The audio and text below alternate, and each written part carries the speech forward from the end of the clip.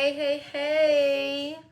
Welcome back, y'all, to Her Divine Journey podcast here on the platform Words That Speak with your host, me, Brandy, aka B Jules. I'm so excited. My birthday just passed, y'all. So it was yesterday. So give it up. So, here we are, the second week of June already. Like, it's already the second week of June. Summertime. It is here. I know the kids been out of school. I don't know if they with the boredom yet. Mine's traveling. My youngest he's been traveling with his dad. And my oldest, he's been doing a couple things too, but he's no longer at school. But here we are, and I just want to say thank you to everyone who has jumped in on the podcast and has supported me on this journey of speaking, right? And putting myself out there. So if you're new, welcome.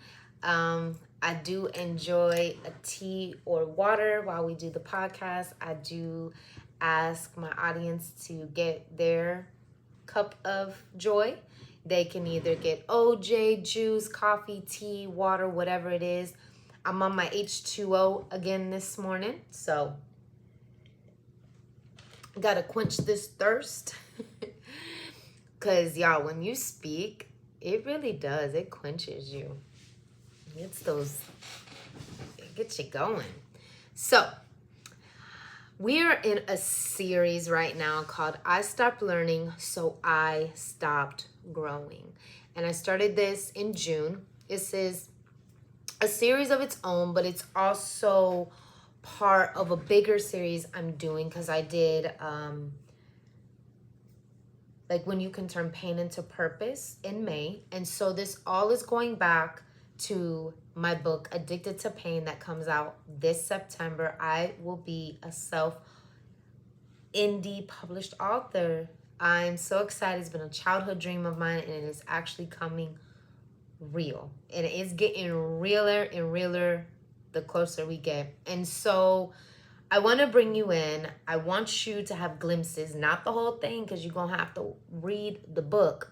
But I want you to relate. I want you to understand. And I also want to help someone that maybe I went through something that you can learn by instruction instead of experience, y'all. Because that's something for somebody. You don't always have to learn by experience. You can learn by instruction. You can see what others have done and just don't do it, okay? Don't do it. So, in today's episode, we are going to talk about lessons I didn't want but needed. All right, so before we dive in, I want to remind you of this promise from Psalms 32:8. I will instruct you and teach you in the way you should go. I will counsel you with my loving eye on you. See, that verse, it has carried me through some of the hardest lessons of my life, lessons I didn't want, but that God knew I needed. Now, through those hard lessons, I did not have this verse. I did not know this verse in my past. But when I read that, I know that he was with me. Even though I wasn't necessarily with him, I know he was with me. And now I use that verse because life ain't over for me. It's still going, right? Even though I'm writing a book, the story's still going. And so I can use that because now I know he is instructing, he is teaching me, and he has his loving eye on me. So, you know I like questions. So let me start with one.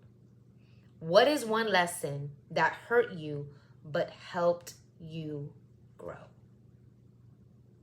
I want you to sit with that for a moment because that's exactly what we're getting into today. All right? All right. So let's get into this, all right? Let's get into it. So, I want to be real with you, which I am. I keep it 1,000 as much as possible. Some of my like most painful growth came from people. And I used to call people friends who weren't assigned to my life by God. And some were only meant to pass through a season, but I tried to make them permanent. And when I look back while writing my book, I saw all the red flags. Like, I am reading my story and I'm like, bro, you ain't see that? Like, you ain't see that? Why are we still doing this? Because there's a repetition in it, right? And I'm ignoring the red flags, or I'm seeing them not as a red flag, but like as a way to save someone. So same types of people, different faces, same dysfunction, just dressed up in new situations. Why? Because I lacked relational intelligence. See, I didn't know how to discern who deserved access to me. I let people influence my emotions, my decisions, and even my dreams. People who had no business being that close to me. And honestly, I let it happen because I didn't fully know my own worth. See, in my childhood, I used friendships as an escape from the home pain I was experiencing. And so when someone called me family, someone called me friend, someone liked me, someone gave me attention, told me they had my back, I clung to it and I believed it and I trusted them, and sometimes more than I trusted myself, and even more than I trusted God. But God started to teach me through disappointment, heartbreak, and repeated cycles that not everyone in your life is safe for your soul.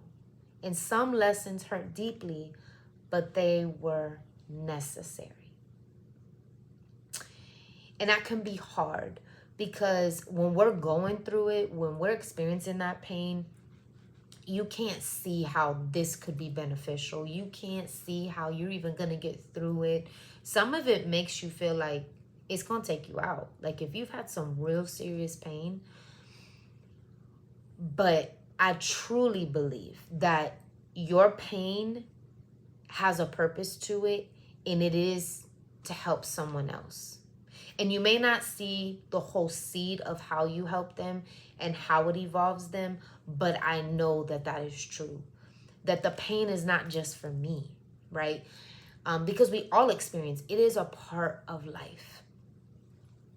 And so now reading back over the book, I'm like, wow, you couldn't have told me what I was going through then, that I would be here now sharing it and it's going to help somebody.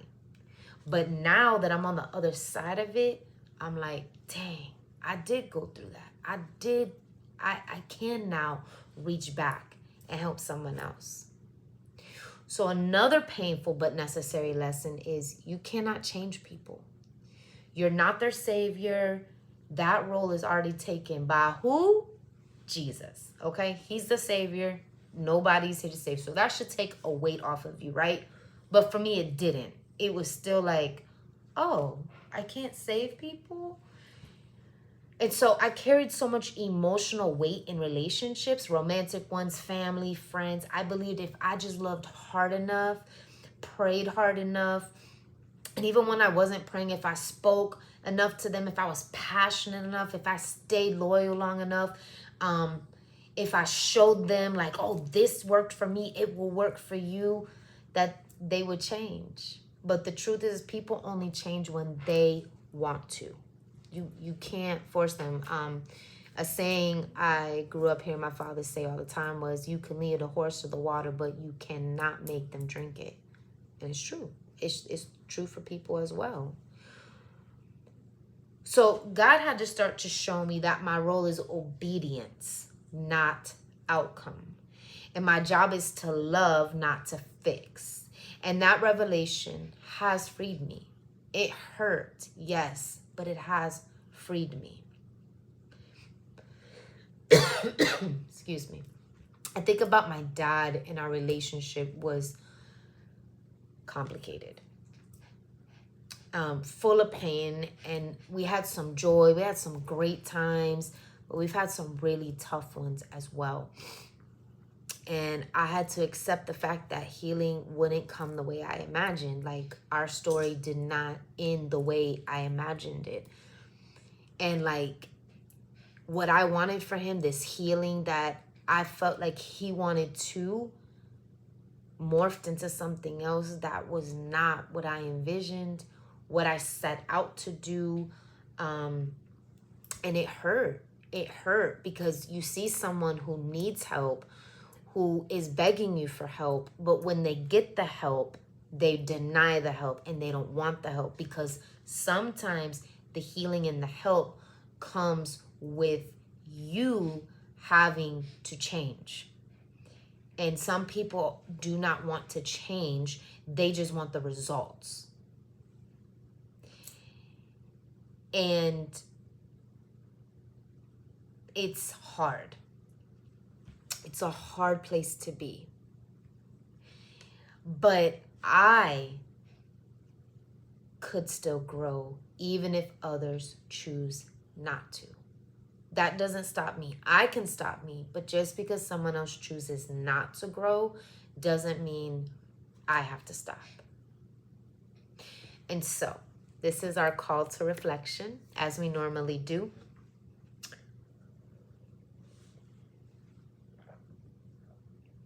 So I want to ask you again, who in your life are you trying to fix? And when God is asking you to let it go? What lessons are you still resisting that God may be using to refine you? So if you're in the middle of a hard lesson, let me encourage you now, because God sees you. He hasn't left you. And remember that verse we spoke in the beginning of this episode, Psalm 32:8. He will instruct you. He will teach you, and his loving eye is on you. He doesn't waste anything, not even the pain. Every lesson I didn't want. And there was many, many more I had to go through, y'all. I'd be here, for hours talking if I went through every single one. But I chose the two that I felt were relatable and the most important ones in my life. There are other ones that were important, but these kind of took higher priority for me. But I've got more that are in my book that you're going to have to read to find out. But every lesson I didn't want, he used it to bring me closer to him, and he will do the same for you. There is nothing that can separate you from him. You can separate yourself, but he is waiting for you. And there's no past that is that distraught or that far gone that he can't come and use that verse to teach you and instruct you. So, I hope this episode has blessed you. I hope you take a moment to share it, to rate it, to go back and listen to it, especially even the first 2 episodes of the series. You can even go back to the May episode and listen to those, because I'm building something real here, and this is only the beginning. So I pray that this has helped one heart, one mind, one body, one soul, one spirit to rise up and to ask yourself,